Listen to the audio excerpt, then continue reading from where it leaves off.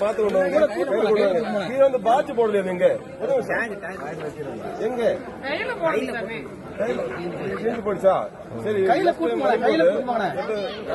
ஒரு பேப்பர்ல இல்லன்னா ஒரு பேனாவது நம்பர் இருக்கணும் ஒண்ணு.